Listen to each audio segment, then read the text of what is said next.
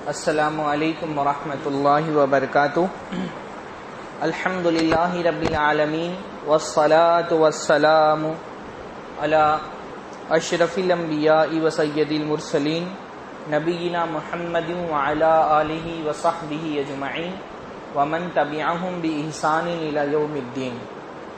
اعوذ باللہ السمیع العلیم من الشیطان الرجیم من ہمزہ ونفخہ ونفثہ۔ بسم اللہ الرحمن الرحیم۔ انا کل شیء خلقناہ بقدر۔ اللہ کے فضل و احسان سے آج ہم اس مجلس میں جمع ہوئے ہیں، اور آپ حضرات کو یہ پتہ ہے کہ ہماری یہ مجلس گزشتہ جو مجلس ہے اسی سلسلے کی ایک کڑی ہے۔ پچھلی جو ہماری مجلس ہوئی تھی درس کی، اس میں ایک موضوع کا ہم نے آغاز کیا تھا جس کا عنوان تھا تقدیر پر ایمان۔ تو تقدیر پر ایمان کی اہمیت آپ کو بتا دی گئی تھی، اور تقدیر کا انکار کرنا کتنی شدید ترین چیز ہے یہ آپ نے پچھلے درس میں سن لیا تھا، اور اس کے ساتھ ساتھ تقدیر پر ایمان کا مطلب کیا ہوتا ہے یہ بھی آپ نے جان لیا تھا۔ اور بنیادی چیز طور پہ جو تقدیر پر ایمان کے ارکان ہوتے ہیں یا تقدیر پر ایمان کے مراتب جن کو کہا جاتا ہے، یعنی چار چیزیں جن کو ماننا ضروری ہوتا ہے اور جن سے مل کر کے تقدیر پر ایمان کا معنی پیدا ہوتا ہے، اور ان کا اگر آپ انکار کر دیں تو تقدیر پر ایمان آپ کا مکمل نہیں ہوگا اور اللہ اس کے رسول کی مراد کے مطابق نہیں ہوگا۔ وہ آپ نے دیکھ لیا تھا۔ آپ میں سے کسی کو یاد ہے وہ چار ارکان کون کون سے تھے؟ پہلا کیا تھا؟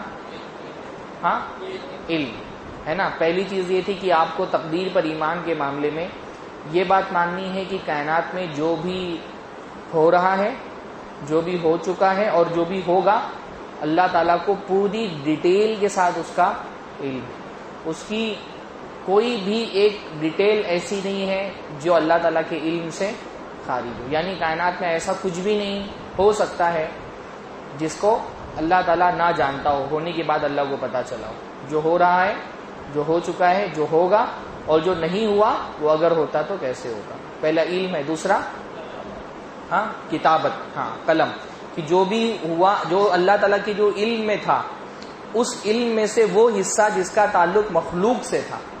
سارا علم اللہ کا نہیں لکھا ہوا ہے، صرف وہ حصہ علم کا جس کا تعلق مخلوق سے تھا اللہ تعالیٰ نے وہ لکھ دیا ہے، لوہے محفوظ میں وہ لکھ دیا گیا ہے۔ تیسرا مشیت۔ مشیت کا مطلب یہ ہے کہ جو بھی ہو رہا ہے اللہ کے چاہنے سے ہو رہا ہے، اللہ کی مشیت کے مطابق ہو رہا ہے۔ دنیا میں ایسا کچھ نہیں ہو سکتا ہے کہ اللہ تعالیٰ جس کے معاملے میں مجبور ہے کہ اللہ وہ چاہتا ہے کہ وہ نہ ہو لیکن وہ ہو رہا ہے نا۔ مشیت جب ہم بولتے ہیں تو ہماری مراد یہ ہوتی ہے، کیونکہ تقدیر کے معاملے میں کچھ لوگ یوں بھی گمراہ ہو گئے جو یہ سمجھتے ہیں کہ اللہ مجبوری میں اللہ تعالیٰ کی نافرمانی ہو رہی ہے، یعنی اللہ چاہتا تو نہیں ہے کہ نعوذ باللہ اللہ کی نافرمانی ہو، لیکن اللہ کی نافرمانی ہو رہی ہے اور اللہ تعالیٰ اس کو روک نہیں پا رہے ہیں۔ تو ایسا ہمارا ایمان ہے نہیں ہے۔ ہم یہ مانتے ہیں کہ جو نافرمانی بھی ہو رہی ہے، اللہ نے کیونکہ بندے کو اختیار دیا ہے، بندے کو آپشن دیا ہے، اس لیے وہ نافرمانی کر رہا ہے۔ اللہ تعالیٰ اس سے نافرمانی کی طاقت اللہ تعالیٰ نے اس کو دی ہے تو وہ نافرمانی کر سکتا ہے۔ بغیر اللہ کی مرضی کے کائنات کا ایک پتا بھی نہیں ہل سکتا ہے۔ کوئی آدمی شرک کرے اور کفر کرے یہ تو بہت بڑی بات ہے۔ تو اللہ کی مشیت ہے تو دنیا میں نیکیاں بھی ہو رہی ہیں، دنیا میں گناہ بھی ہو رہے ہیں۔ اللہ تعالیٰ کی ضروری نہیں کہ ہر مشیت اللہ تعالیٰ کی مرضی بھی اس کے ساتھ ہے۔ اللہ کی مشیت ایک الگ چیز ہے اور اللہ تعالیٰ کی مرضی ایک الگ چیز ہے۔ اللہ کی کسی چیز کو چاہنا یہ الگ چیز ہے، اور اللہ کا کسی چیز کو پسند کرنا یہ ایک الگ چیز ہے۔ بہت ساری چیزیں ایسی ہیں کہ اللہ تعالیٰ چاہ رہا ہے کہ یہ ہو، حالانکہ اللہ تعالیٰ اس کو پسند نہیں کرتا ہے۔ اور اللہ تعالیٰ کسی ایسی ناپسندیدہ چیز کو کیوں چاہ لیتا ہے؟ کیونکہ وہ ناپسندیدہ چیز اللہ تعالیٰ کی کسی پسندیدہ چیز کی طرف لے جانے والی ہوتی ہے۔ غالباً یہ نقطہ میں نے پچھلے درس میں نہیں بتایا تھا کہ یہ ایک سوال ذہن میں پیدا ہوتا ہے کہ بھئی اللہ تعالیٰ کو تو کفر پسند نہیں ہے یا اللہ تعالیٰ کو گناہ پسند نہیں ہے، تو پھر اللہ کیوں گناہ ہونے دے رہا ہے؟ کیونکہ گناہ بعض مرتبہ ایسی چیز کی طرف لے جا رہا ہوتا ہے جو اللہ کو پسند ہے۔ جیسے اللہ تعالیٰ کو توبہ کرنا پسند ہے کہ بندہ توبہ کرے، تو اب توبہ کب کرے گا؟ جب گناہ کرے گا۔ تو اللہ تعالیٰ نے گناہ کرنے کی اجازت اس کو کیوں دی ہے؟ تاکہ وہ گناہ کرے، پھر جب وہ توبہ کرے تو توبہ کرنا اللہ تعالیٰ کو پسند ہے۔ تو اللہ تعالیٰ کی مشیت کبھی بھی حکمت سے خالی نہیں ہوتی ہے۔ تو دنیا میں جو شر یعنی جو برائی بھی ہو رہی ہے اس میں بھی اللہ تعالیٰ کی کوئی نہ کوئی حکمت ہوتی ہے۔ اللہ نے ابلیس کو پیدا کیا، ابلیس شر ہے سراپا، لیکن اللہ تعالیٰ کی حکمت ہے ابلیس کو پیدا کرنے کی، کیا کہ اللہ تعالیٰ بندے کا امتحان لینا چاہتا ہے، اللہ تعالیٰ کو امتحان لینا محبوب ہے۔ تو بعض مرتبہ ایسی چیزوں کو اللہ تعالیٰ جن کو پسند نہیں کرتا ہے ان کو ہونے دیتا ہے، یعنی وہ مشیت کے تحت اللہ تعالیٰ کے ہو رہی ہوتی، کیوں؟ کیونکہ ان کا نتیجے کو کیا بولتے ہیں ہم لوگ انگلش میں؟ کانشیس، ہاں، ریزلٹ ہے نا۔ تو جو اس کا ریزلٹ ہوتا ہے وہ اللہ تعالیٰ کو محبوب ہوتا ہے۔ گناہ اللہ کو نہیں محبوب ہے لیکن توبہ اللہ تعالیٰ کو محبوب ہے۔ کفر اللہ کو نہیں محبوب ہے لیکن امتحان اللہ تعالیٰ کو محبوب ہے، اللہ چاہتا ہے کہ وہ امتحان لے، تو اللہ تعالیٰ نے اس لیے آپ کو اختیار دیا ہے۔ تو تیسری چیز یہ ہے کہ دنیا میں جو بھی ہو رہا ہے وہ اللہ تعالیٰ کی مشیت سے ہو رہا ہے۔ اور چوتھی چیز یہ ہے کہ اللہ تعالیٰ پیدا کرتا ہے، خالق اللہ ہے نا۔ تو اللہ ہی کے پیدا کرنا، یعنی کائنات میں خالق صرف ایک ہے، وہ کون ہے؟ اللہ ہے۔ تو کائنات کے اندر جتنی بھی چیزیں ہیں ان کا خالق کون ہے؟ اللہ ہے۔ چاہے وہ آیان ہو یعنی چیزیں ہوں، زمین، آسمان، سورج، چاند، ستارے، میں، آپ، سارے انسان، جانور، ان کو پیدا کرنے والا کون ہے؟ اللہ ہے، اللہ کے پیدا کرنے سے۔ چاہے وہ اعراض ہوں، اعراض یعنی جیسے دن، سال، مہینے جو گزرتے ہیں، یہ کس کے کرنے سے؟ یہ بھی کیا ہے؟ اللہ تعالیٰ کی مخلوق ہے۔ زندگی، موت، یہ بھی کیا ہے؟ اللہ کی مخلوق ہے۔ صحت اور تندرستی، یہ بھی اللہ تعالیٰ کی مخلوق ہے۔ موت بھی اللہ تعالیٰ کی مخلوق ہے نا۔ اللہ نے فرمایا الذی خلق الموت والحیات، اللہ ہی نے موت کو بھی پیدا کیا ہے، اللہ تعالیٰ نے ہی زندگی کو بھی پیدا کیا ہے۔ تو اچھائیاں اور برائیاں جو ہم کرتے ہیں وہ بھی کیا ہے؟ اللہ تعالیٰ کی مخلوق ہے۔ جو ہم نیکیاں کرتے ہیں وہ بھی اللہ کی مخلوق ہے، جو ہم برائیاں کرتے ہیں وہ بھی اللہ تعالیٰ کی مخلوق ہے۔ اس لیے ہم جب کہتے ہیں، اب یہ بھی ایک کلیئر ہو جانی چاہیے بات، ہم کہتے ہیں تقدیر کے اچھے اور برے ہونے پر ایمان لانا ہے نا، یعنی دنیا میں جو اچھا ہو رہا ہے اس کو بھی کس نے پیدا کیا ہے؟ اللہ نے پیدا کیا ہے، اور دنیا میں جو برا ہو رہا ہے وہ بھی اس کو بھی کس نے پیدا کیا ہے؟ اللہ ہی نے پیدا کیا، یعنی دنیا میں جو شر ہو رہا ہے وہ بھی کیا ہے؟ اللہ تعالیٰ کی مخلوق ہے۔ یہاں رک کر کے ایک بات یہ بھی سمجھ لینی چاہیے کہ اللہ کا فیصلہ شر نہیں ہوتا، اس کے فیصلے میں شر نہیں ہوتا ہے، اس کی مخلوق میں شر ہوتا ہے۔ یعنی بعض مرتبہ ایک فیصلہ اللہ تعالیٰ کرتا ہے، اس کی طرف سے اس فیصلے میں حکمت ہے، لیکن مخلوق کے حق میں اس کا نقصان ہو جاتا ہے۔ سمجھ رہے ہیں؟ اللہ کا فیصلہ کبھی بھی غلط ہوتا ہے، اللہ کوئی فیصلہ غلط نہیں کرتا، نہ اللہ تعالیٰ کا کوئی فیصلہ حکمت سے خالی ہوتا ہے۔ اللہ تعالیٰ کے ہر فیصلے میں کوئی نہ کوئی حکمت ہوتی ہے، لیکن مخلوق کے حق میں وہ نقصان دہ ہو جاتا ہے۔ مثلا اللہ تعالیٰ نے کسی بندے کے حق میں یہ فیصلہ کیا کہ اس نے گناہ کیا ہے تو اس کو عذاب دینا ہے، تو اللہ کا فیصلہ صحیح ہے یا غلط ہے؟ اللہ کا فیصلہ تو صحیح ہے، نقصان لیکن اس میں کس کا ہو جائے گا؟ بندے کا ہو جائے گا۔ تو ہم جب کہتے ہیں کہ تقدیر کے شر پہ ہم ایمان لائے تو وہ شر اللہ کے فیصلے میں نہیں ہوتا ہے، وہ مخلوق کے حق میں شر ہوتا ہے۔ سمجھ میں آیا؟ آپ یہ نہیں بول سکتے کہ اللہ نے غلط فیصلہ کیا، اللہ کے فیصلے، اللہ کے فعل میں شر نہیں ہوتا ہے۔ اللہ کا جو فعل کو آپ کیا بولتے ہیں؟ ورک یا ایکٹ، اللہ کے ایکٹ میں شر نہیں ہوتا ہے۔ شر کس میں ہوتا ہے؟ اس کے نتائج جو ہوتے ہیں مخلوق کے حق میں، اس میں شر ہوتا ہے۔ اس لیے ہم جو دعائیں پڑھتے ہیں تو اس میں سے ایک دعا یہ پڑھتے ہیں کہ قنوت وتر میں کہ کیسے وہ دعا، اللہم عافنی فی من عافیت، کیسے؟ وقینا شر ما قضیت، کہ اللہ جو فیصلہ تو نے کر دیا ہے اس کے اندر اگر میرے حق میں شر ہے تو مجھ کو اس سے بچا لینا ہے نا۔ تیرا فیصلہ تو غلط نہیں ہے لیکن ہو سکتا ہے کہ اس فیصلے کا جو نتیجہ میرے حق میں نکلے اس میں میرے لیے شر ہو، میرے لیے نقصان ہو جائے۔ تو اللہ تعالیٰ اگر تیرے فیصلے میں، تیرا فیصلہ صحیح، تو اللہ کا فیصلہ ہمیشہ عدل والا ہوتا ہے، لیکن کبھی ایسا ہو سکتا ہے کہ وہ بندے کے حق میں اس کے اندر نقصان ہو جائے، تو اللہ اگر تیرے کسی فیصلے میں میرے حق میں نقصان ہے تو مجھ کو اس سے بچا لینا۔ تو اللہ تعالیٰ جانتا ہے، اللہ تعالیٰ نے لکھ دیا، اللہ تعالیٰ چاہتا ہے اور اللہ تعالیٰ پیدا کرتا ہے نا۔ کوئی جیسے میں 1986 میں 27 اکتوبر کو میں پیدا ہوا تو اللہ تعالیٰ پہلے سے جانتا تھا، جاننے کی تو کوئی حد نہیں ہے، اللہ ہمیشہ سے جانتا تھا۔ پھر زمین و آسمان کے پیدا ہونے سے 50,000 سال پہلے اللہ تعالیٰ نے اس کو لکھ دیا کہ مجھ کو پیدا ہونا ہے، اور لکھنے کی بھی ابھی جو مراتب وہ انشاءاللہ آگے آئیں گے۔ تو اللہ تعالیٰ نے پھر وہ لکھ بھی دیا۔ پھر جب وہ تاریخ آئی 27 اکتوبر 1986، تو پھر اللہ تعالیٰ نے چاہا کہ مجھ کو پیدا کرے، پھر اللہ نے مجھ کو پیدا کر دیا، ہے نا؟ سمجھ میں آ رہا ہے نا یہ 4 چیزیں آپ کی جو ہیں۔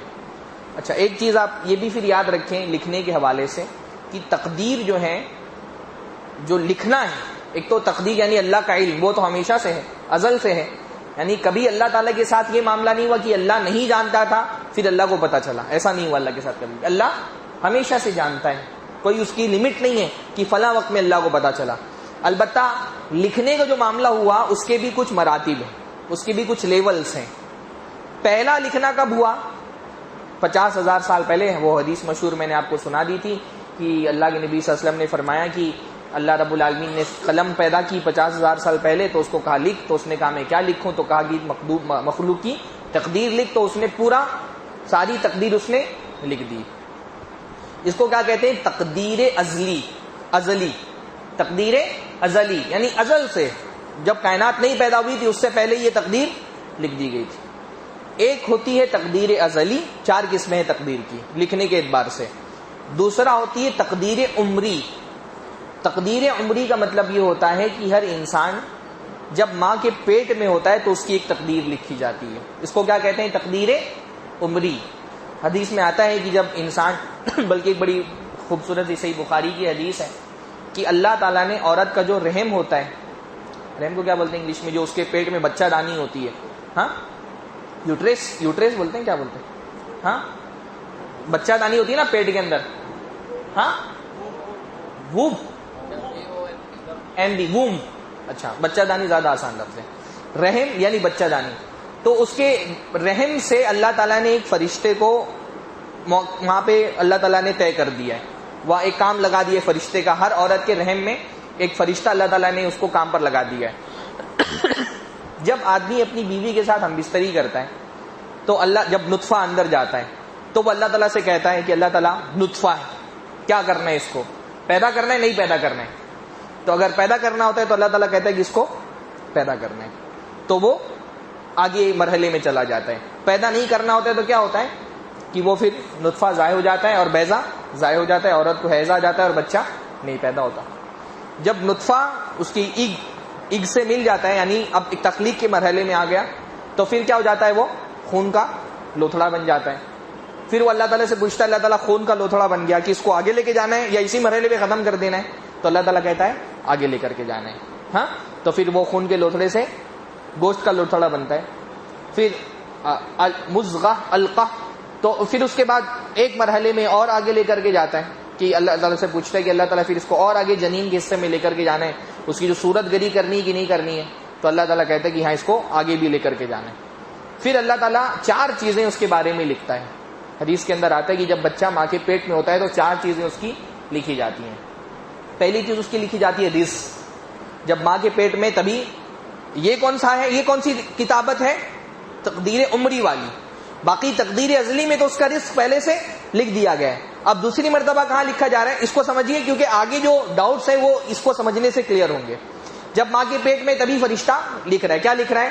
اس کا رزق کتنا ہوگا، اس کو عمر کتنی ملے گی، کب اس کی موت آئے گی، اور یہ عمل کیسا کرے گا، اور یہ شقی ہوگا یا سعید ہوگا، یعنی نیک بنے گا یا برا بنے گا۔ یہ اس کی ماں کے پیٹ میں ہی جب ہوتا ہے تب یہ لکھ دیا جاتا ہے۔ تو یہ 4 چیزیں ہو گئی۔ یہ کب لکھا جاتا ہے؟ جب وہ ماں کی پیٹ میں ہوتا ہے۔ تو 2 تقدیر ہو گئی، ایک تقدیر ازلی اور ایک تقدیر عمری۔ پھر تیسری تقدیر جو ہوتی ہے اس کو کہتے ہیں تقدیر سنوی، کتابت۔ تقدیر میں جو کتابت ہوتی ہے، تقدیر سنوی کا مطلب کیا ہوتا ہے؟ سالانہ تقدیر۔ سالانہ تقدیر، سن بولتے ہیں نا، سن یعنی سال، تو ایک ہوتی ہے تقدیر سنوی، سالانہ تقدیر۔ سالانہ تقدیر کب لکھی جاتی ہے؟ ہاں قدر، شب قدر کو، لیلۃ القدر میں اللہ رب العالمین نے فیہا یفرق کل امر حکیم، ہے نا، قدر والی رات میں بھی تقدیریں لکھی جاتی ہیں۔ کہ سال بھر کا جو ایک جیسے بجٹ ہوتا ہے نا، تو سال بھر کا فرشتوں کو جو ایک معمول دیا جاتا ہے کہ اس سال تم کو فلاں فلاں کام کرنا ہے، فلاں کے یہاں بچہ ہونے والا ہے، فلاں کو موت آئے گی، فلاں کو زندگی ملے گی، فلاں کو رزق ملے گا، یہ کب لکھا جاتا ہے؟ سال میں ایک مرتبہ، وہ بھی ایک سالانہ بجٹ تیار ہوتا ہے، تو سالانہ ایک فائل تیار ہوتی ہے، سالانہ ایک حکم نامہ اللہ تعالیٰ کی طرف سے تیار ہوتا ہے، فرشتوں کو دیا جاتا ہے. تو یہ کون سی ہے؟ تقدیر سنوی. پھر چوتھی تقدیر ہے تقدیر یومی. تقدیر یومی کا مطلب روزانہ اللہ تعالیٰ کی طرف سے فیصلے ہوتے ہیں. اللہ نے فرمایا وَكُلَّ يَوْمٍ هُوَ فِي شَأْنٍ، کہ ہر روزانہ اللہ تعالیٰ کا ایک شان ہوتی ہے. علماء نے اس کی تفسیر میں لکھا ہے کہ اللہ تعالیٰ روزانہ فیصلے کرتا ہے. آج اس کو موت دے دو، آج اس کو زندگی دو، آج اس کو اس کی عمر بڑھا دو، اس کی عمر گھٹا دو، اس کو بچہ دے دو، اس کو یہ ہدایت یافتہ ہے اس کو گمراہ کر دو، یہ گمراہ ہے اس کو ہدایت دے دو. روزانہ اللہ تعالیٰ کی طرف سے فیصلے ہو رہے ہوتے ہیں. آپ جب دعا کرتے ہیں تو یہ تصور ذہن میں رکھ کر کے کریے کہ اللہ تعالیٰ فیصلے مسلسل ہو رہے ہیں. جیسے حدیث کے اندر آتا ہے نا کہ رمضان کی ہر رات میں اللہ تعالیٰ کئی لوگوں کو جہنم سے آزاد کر دیتا ہے. فیصلے، روزانہ کے فیصلے مستقل ہو رہے ہیں. تو یہ 4 طرح کی تقدیریں ہیں. کون کون سی؟ تقدیر ازلی، یعنی ازل یعنی ہمیشہ سے ہوتی. تقدیر عمری، یعنی جو انسان جب ماں کے پیٹ میں ہوتا ہے تب تقدیر لکھی جاتی ہے. تیسرا تقدیر سنوی، اور چوتھی تقدیر عمری. یہ سمجھ گئے آپ لوگ، ہے نا، جو لکھا جاتا ہے. اب یہ سوال پیدا ہوتا ہے کہ تقدیر چینج کیسے ہوتی ہے، تقدیر تبدیل کیسے ہوتی ہے. جیسے حدیث کے اندر بہت ساری چیزوں میں آتا ہے کہ تقدیر بدل جاتی ہے. اللہ کے نبی نے فرمایا کہ دعا کے سوا کوئی چیز تقدیر کو تبدیل نہیں کرتی ہے. لا يرد القضاء الا الدعاء، کہ دعا سے تقدیر تبدیل ہو جاتی ہے. تو کیا ایسا ہوتا ہے کہ بندہ، اس کی مان لیجئے اس کی عمر تھی 50 سال کی، اور اس نے، اللہ تعالیٰ کو بھی نہیں پتا تھا کہ اس کی عمر جو ہے بڑھنے والی ہے، اور اس نے دعا کی اور اللہ تعالیٰ نے اچانک فیصلہ کر لیا کہ چلو اس کی 50 عمر تھی 60 کر دی جائے. اللہ کو نہیں پتا تھا کہ اس کی عمر آگے بڑھانی پڑے گی. ایسا ہوتا ہے؟ نہیں. اللہ کا جو علم ہے اور جو لوح محفوظ کی کتابت ہے اس میں کوئی تبدیلی نہیں ہوتی ہے. وہ جو اپنی وہ تقدیر تبدیل، یعنی تقدیر ازلی جو ہے وہ ہمیشہ اپنی جگہ پر قائم رہتی ہے، وہ تبدیل نہیں ہوتی ہے. تبدیلی کہاں ہوتی ہے؟ ان تینوں تقدیروں میں سے کسی ایک تقدیر میں تبدیلی ہو جاتی ہے. کہ پیٹ میں اس کی عمر لکھی گئی تھی 50 سال کی، لیکن اس نے بہت صلہ رحمی کی، تو حدیث کے اندر آتا ہے کہ صلہ رحمی یعنی رشتوں کو جوڑ کر کے رکھتا ہے، اس کی عمر کیا کر دی ہے؟ بڑھا دی جاتی ہے. فرشتوں کو کہا گیا تھا کہ اس کو 50 میں موت دینی ہے، لیکن وہ بہت صلہ رحمی کر رہا ہے، تو اللہ تعالیٰ کی طرف سے کیا حکم آتا ہے کہ اس کی عمر بڑھا دی جائے. تو تقدیر کہاں تبدیل ہوئی؟ یہ جو تقدیر تبدیل ہوئی اس کے دعا کرنے کی وجہ سے، یہ تبدیلی بھی وہاں پر لکھی ہوئی تھی جو مین فائل ہے. لوہے محفوظ میں یہ لکھا ہوا تھا کہ یہ دعا کرے گا بندہ، پہلے اس کی تقدیر لکھی جائے گی پیٹ کے اندر 50 سال کی. پھر کیونکہ ہم نے کیا کہا کہ لوہے محفوظ میں جو تقدیر ازلی جو ہے اس میں ہر ڈیٹیل لکھی ہوئی ہے، تو اس میں یہ بھی لکھا تھا کہ اس کی عمر کتنی ہوگی، پہلے لکھی جائے گی 50 سال کی، اور اس کے بعد جب یہ صلہ رحمی کرے گا تو اللہ تعالیٰ کیا کرے گا؟ اس کی عمر میں اضافہ کر دے گا.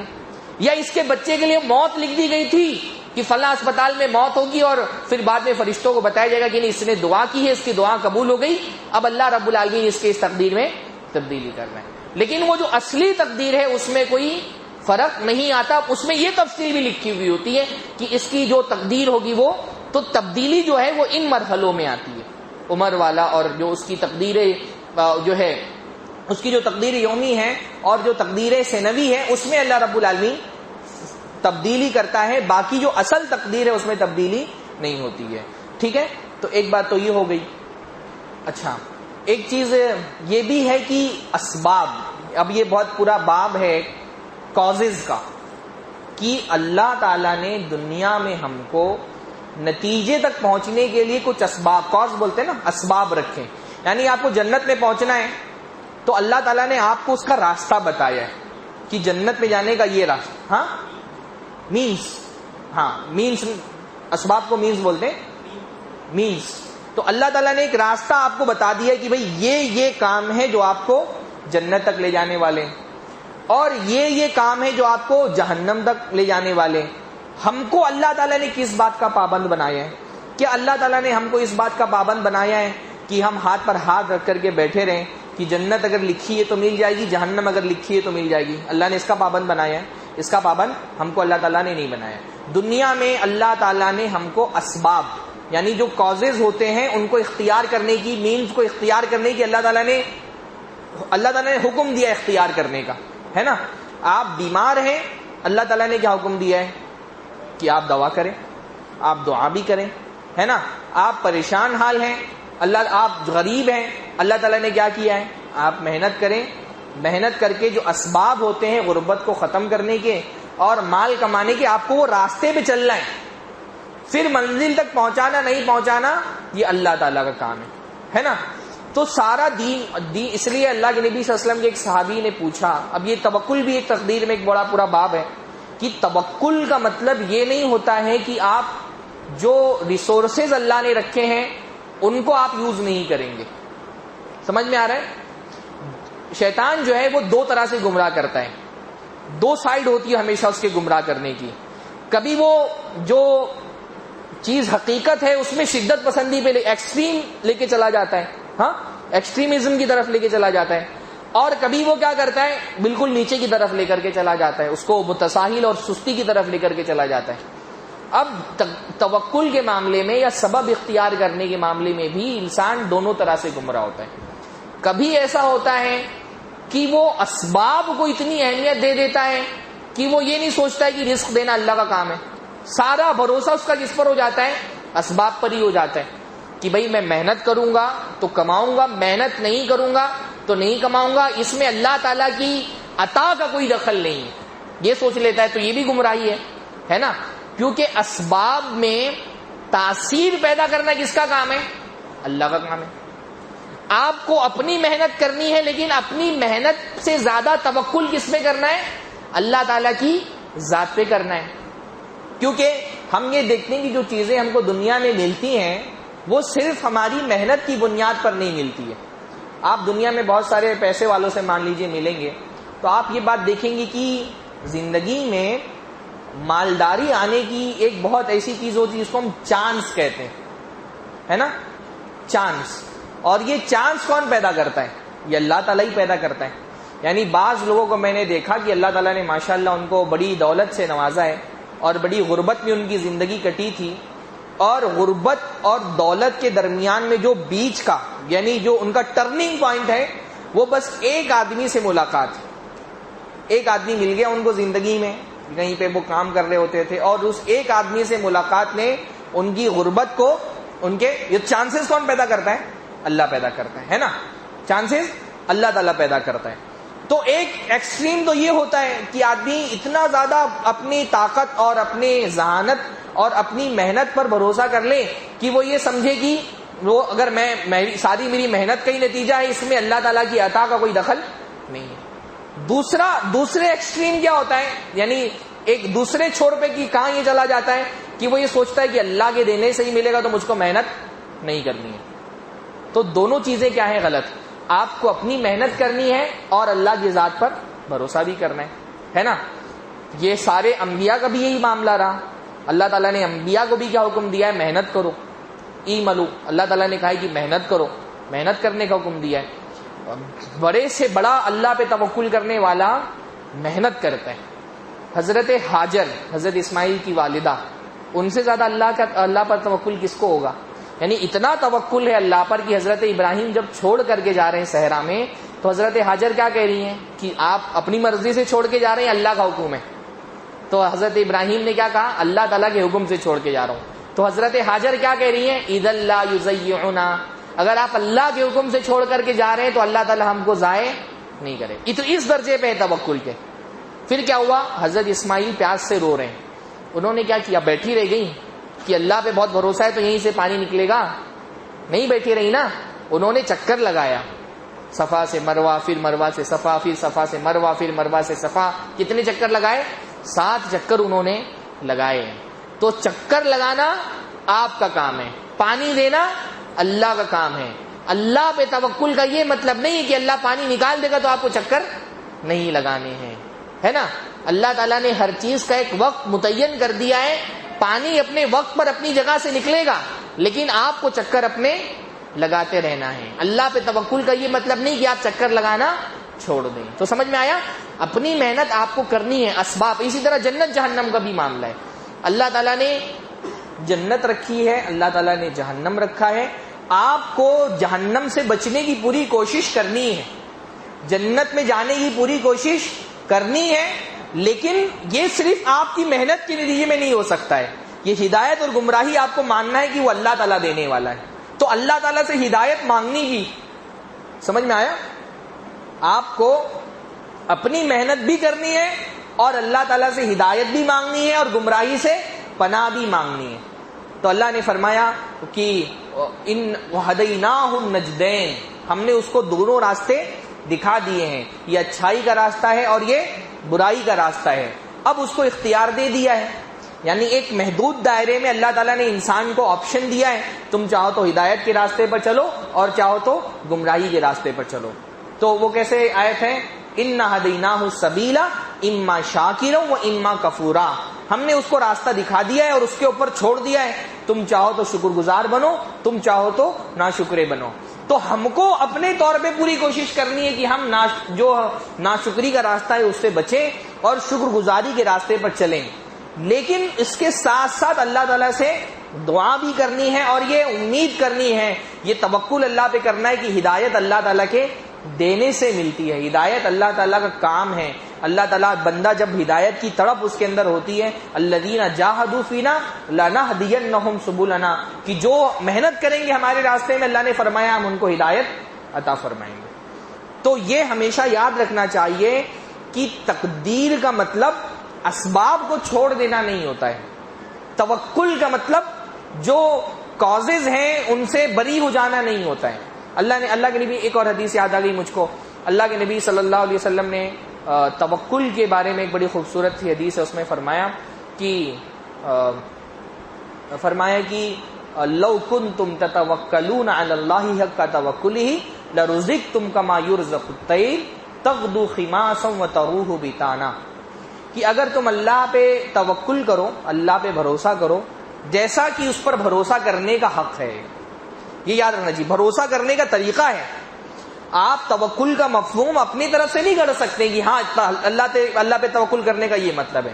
فرمایا جیسا اس پہ توکل کرنے کا حق ہے ویسا اگر توکل کرو، لرزقتم کما یرزق الطیر، تو اللہ تم کو ویسے رزق دے گا جیسے اللہ تعالیٰ پرندوں کو رزق دیتا ہے. کہ پرندے اپنے گھونسلے میں کوئی کھانا جمع کر کے نہیں رکھتے. تغدو خماسا وتروح بطانا، وہ خالی پیٹ نکلتے ہیں صبح کو اور جب شام کو اپنے گھونسلے میں واپس آتے ہیں تو ان کا پیٹ بھرا ہوا ہوتا ہے. تو توکل کا مطلب پرندوں کے یہاں یہ نہیں ہے کہ ہم گھونسلے میں بیٹھے رہیں گے اور اللہ تعالیٰ یہاں پر رزق دے گا. پرندہ کیا کرتا ہے؟ اللہ پہ توکل کے ساتھ پرندہ کیا کرتا ہے؟ گھونسلے سے باہر نکلتا ہے، اپنا رزق تلاش کرتا ہے اور اس کے بعد اللہ تعالیٰ اس کو رزق فراہم کرتا ہے. تو انسان کو جو اللہ تعالیٰ کا دائرہ ہے نا، اس دائرے میں دخل اندازی نہیں کرنی چاہیے، اور جو اپنا دائرہ ہے اس میں بھی کمتری نہیں ہونی چاہیے کہ میں اپنا کام نہیں کروں. آپ اپنا کام کریں اور اللہ کے کام کے متعلق چیزیں اللہ تعالیٰ پر چھوڑ دیں. تو یہ سمجھ میں آ گیا نا اسباب اور توکل اور تقدیر کا آپس میں کیا تعلق ہے.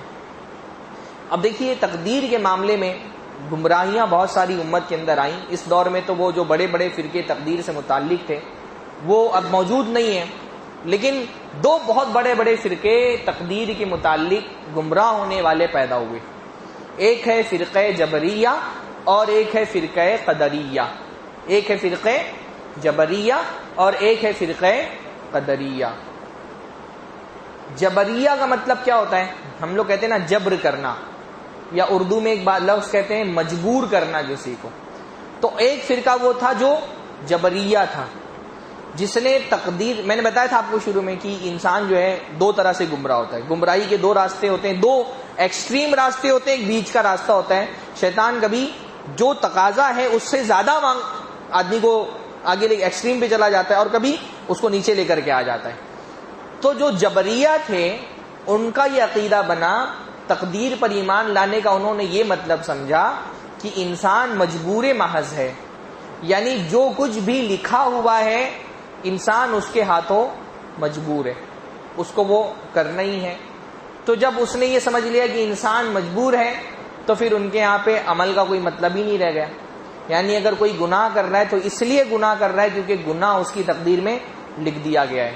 کوئی نیکی کر رہا ہے تو اس لیے نیکی کر رہا ہے کہ اللہ تعالیٰ نے اس کو نیکی کرنے پر مجبور کر دیا ہے.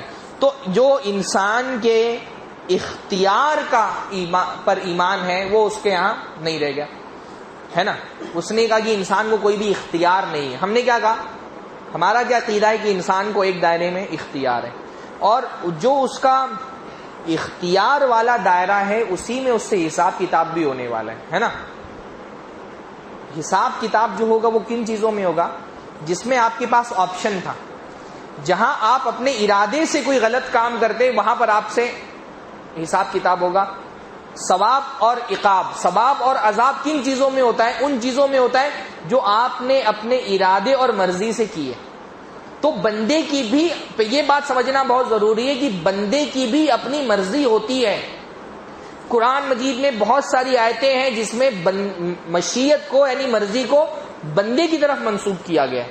انہوں نے کیا کہا؟ انسان کی سرے سے کوئی مرضی نہیں ہوتی ہے، بلکہ وہ تو اللہ تعالیٰ کے لکھے ہوئے کے ہاتھوں مجبور ہے. وہ اگر نیکی کر رہا ہے تو اس لیے کر رہا ہے کیونکہ اللہ نے لکھا ہے، اور گناہ کر رہا ہے تو اس لیے کر رہا ہے کیونکہ اللہ تعالیٰ نے لکھا ہے.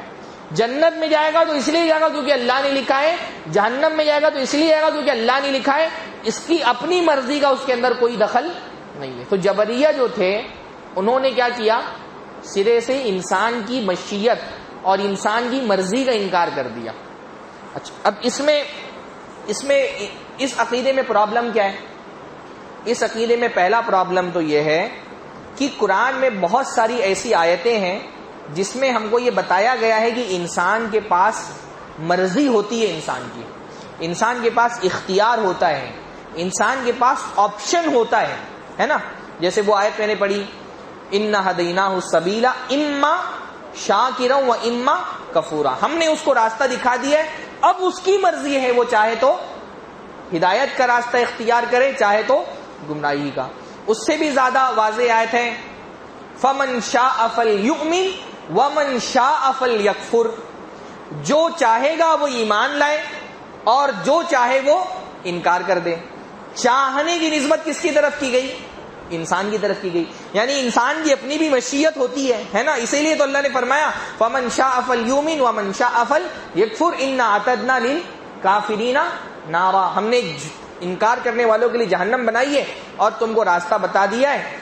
یا إِنَّا هَدَيْنَاهُ السَّبِيلَ، یا ایک ویسی آیت ہے وَمَا تَشَاءُونَ إِلَّا أَن يَشَاءَ اللَّهُ. تم نہیں چاہ سکتے جب تک کہ اللہ تعالیٰ نہ چاہے. تو قرآن کی ایسی ساری آیتیں جن میں مشیت کی نسبت یعنی چاہنے کی نسبت انسان کی طرف کی گئی ہے، ان کا انہوں نے کیا کیا؟ ایک طرح سے انکار کر دیا، کیونکہ انہوں نے انسان کی چاہت کی نفی کر دی. ہمارا کیا ایمان ہے کہ انسان چاہتا ہے، اس کے پاس اختیار ہے، اس کے پاس آپشن ہے. دوسری غلطی انہوں نے کیا کی؟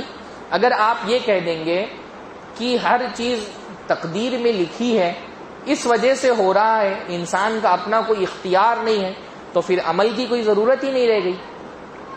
پھر یہ جو نیکی پر ابھارنا اور برائی سے روکنا، اس کا کوئی مطلب ہی نہیں رہ گیا. کیونکہ بھائی آپ یہ کہہ رہے ہیں کہ جس نے نیکی کی اس نے اپنے آپشن سے نیکی کی نہیں، اس کی مرضی سے اس نے نیکی نہیں کی، بس اللہ تعالیٰ نے اس کو مجبور کیا تھا نیکی کرنے پر، تو اللہ تعالیٰ نے اس کو وہ نیکی کی اس نے.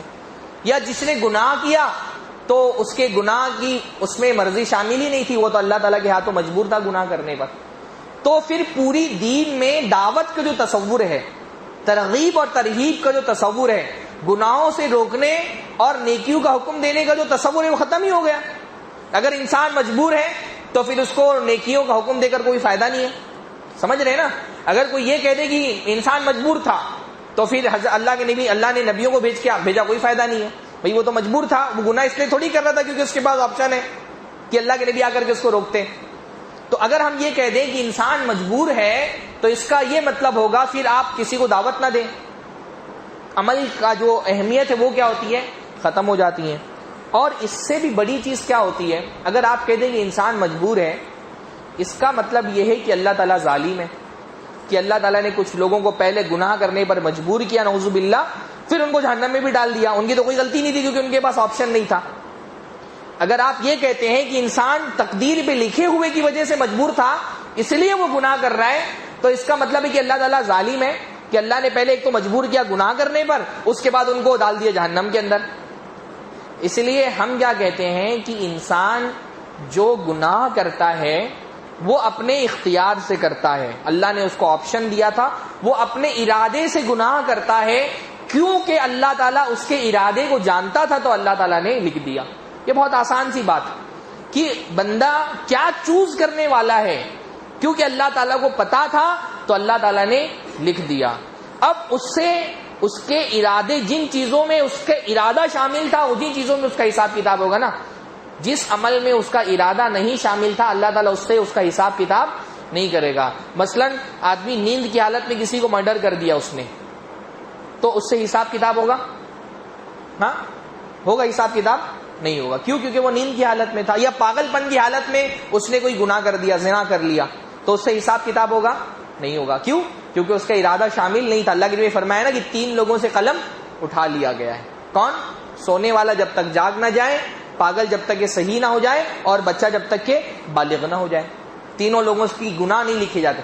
انسان کے وہی گناہ لکھے جاتے ہیں جو وہ اپنے ارادے سے کرتا ہے، اور نیکیاں بھی وہی لکھی جاتی ہیں جو وہ اپنے ارادے سے کرتا ہے. تو بات صرف اتنی ہے، اور یہ بہت آسان چیز ہے. اس لیے آپ دیکھیے علماء نے یہ بات بھی لکھی ہے کہ تقدیر کے معاملے میں عوام گمراہ کبھی نہیں ہوئی، کیونکہ بہت آسان سی بات ہے. تقدیر کے معاملے میں گمراہ ہونے والے لوگ تھے جو فلسفی تھے، زیادہ عقل لڑانے والے، وہ گمراہ ہو گئے.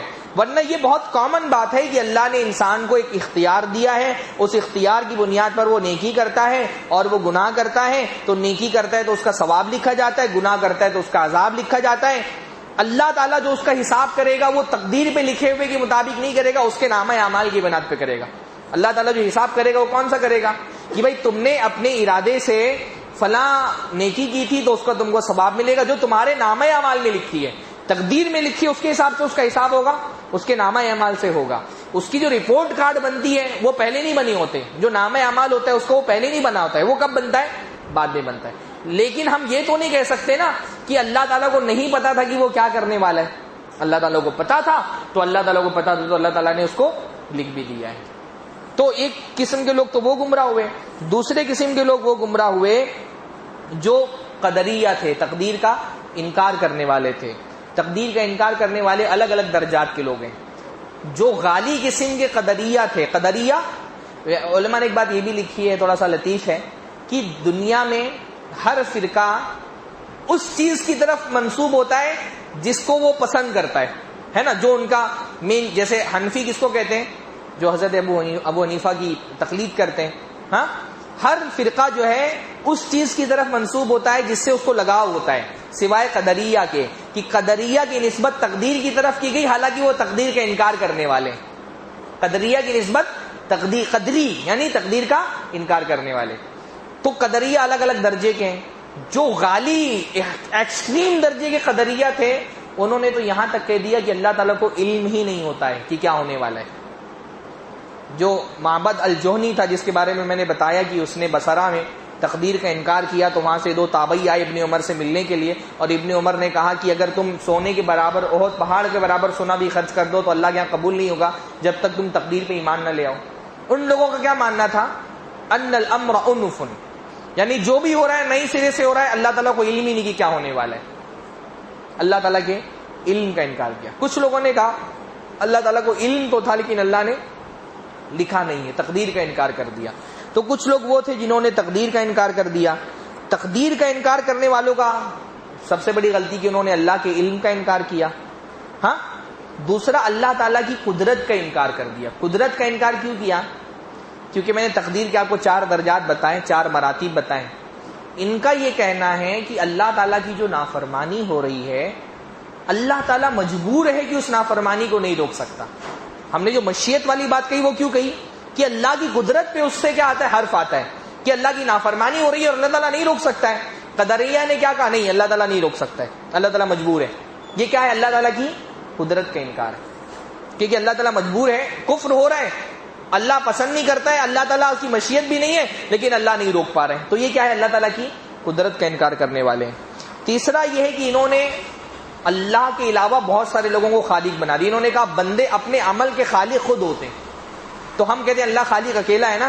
انہوں نے کیا کہا؟ بندے خود اپنے اعمال کے خالق ہیں. جو بھی آپ نیکیاں برائی کر رہے ہیں، اللہ اس کا خالق نہیں ہے، آپ اس کے خود خالق ہیں۔ تو انہوں نے کیا کیا؟ اللہ تعالیٰ کے اکیلے خالق ہونے کا انکار کر دیا۔ تو بہرحال مختصراً یہ ہے کہ ہم کو یہ بھی ماننا ہے کہ اللہ نے ہم کو اختیار دیا ہے، ہم کو یہ بھی ماننا ہے، اس ایک جملہ جو ہے وہ بہت اہم ہے تقدیر کے معاملے میں، کہ علماء کہتے ہیں القدر حجۃ فی المصیبہ ولیس حجۃ فی المعصیہ، کہ تقدیر مصیبت میں تو حجت ہے، گناہ میں حجت نہیں۔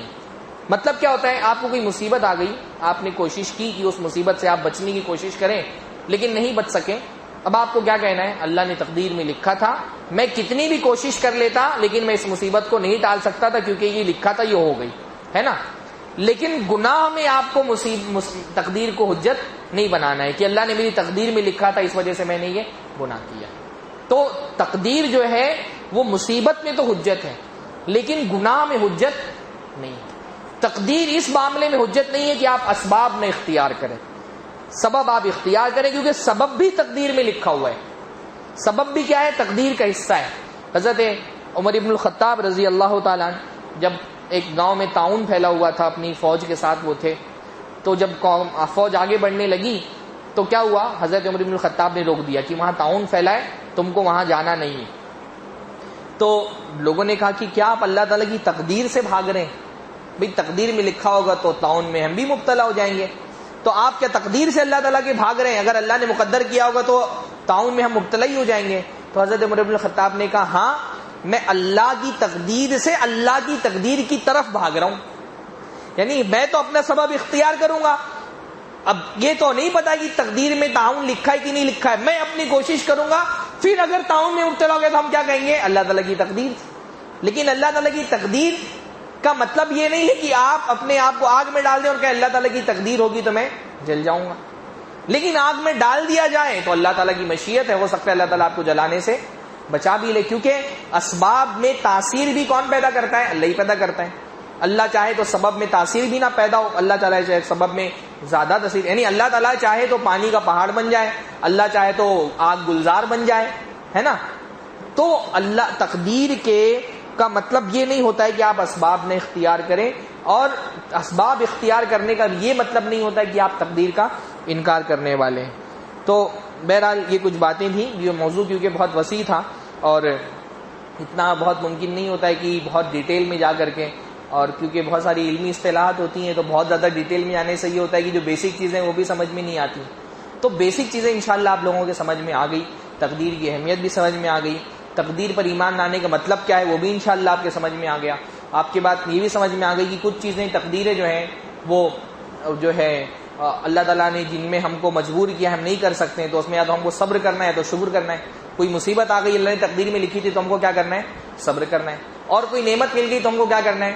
شکر کرنا ہے۔ تقدیر جب آپ ایمان رکھیں گے تقدیر پر تو صبر بھی پیدا ہوگا اور شکر بھی پیدا ہوگا۔ تقدیر پر ایمان نہیں رکھیں گے تو صبر کے بجائے آدمی جو ہے شکایت کرنے لگے گا اللہ تعالیٰ سے، اور اگر تقدیر پر ایمان نہیں رکھیں گے تو شکر کے بجائے تکبر پیدا ہوگا، کیونکہ آپ سمجھیں گے میں نے اپنی طاقت سے کمایا ہے۔ اور تقدیر پر ایمان رکھنے کا یہ مطلب نہیں ہوتا ہے کہ آپ اسباب نہ اختیار کریں، آپ کو اللہ تعالیٰ کی تقدیر پر ایمان بھی رکھنا ہے اور اپنے طور پہ اسباب بھی اختیار کرنے۔ اور تقدیر پر ایمان رکھنے کا یہ مطلب نہیں ہوتا ہے کہ آپ جو ہے اپنے گناہوں کو، تقدیر کو اپنے گناہوں کا بہانہ بنا لیں۔ اللہ نے جتنے آپ کو اختیار دیا ہے اس اختیار کی بنیاد پر آپ کو عمل کرنا ہے، نیکی کرنا ہے، گناہ کرنا ہے، اور اللہ تعالیٰ سے لیکن ہدایت بھی مانگتے رہنا ہے، گمراہی سے اللہ تعالیٰ کی پناہ بھی مانگتے رہنا ہے۔ تو یہ خلاصہ ہمارے دونوں ہفتے کے موضوع کا ہے۔ اللہ تعالیٰ ہم سب کو جو تقدیر پر ایمان کے تقاضے ہیں ان کو پورا کرنے کی توفیق نصیب فرمائے۔ اللہ تعالیٰ ہر طرح کی گمراہی سے ہم کو بچا کر کے رکھے، جب تک زندہ رکھے، ایمان و اسلام پر زندہ رکھے۔ اللہ رب العالمین صحیح عقیدے پہ زندہ رکھے، خاتمہ ہو تو زبان سے نکلنے والا کلمہ شہادت کا کلمہ ہو۔ وآخر دعوانا الحمدللہ رب العالمین۔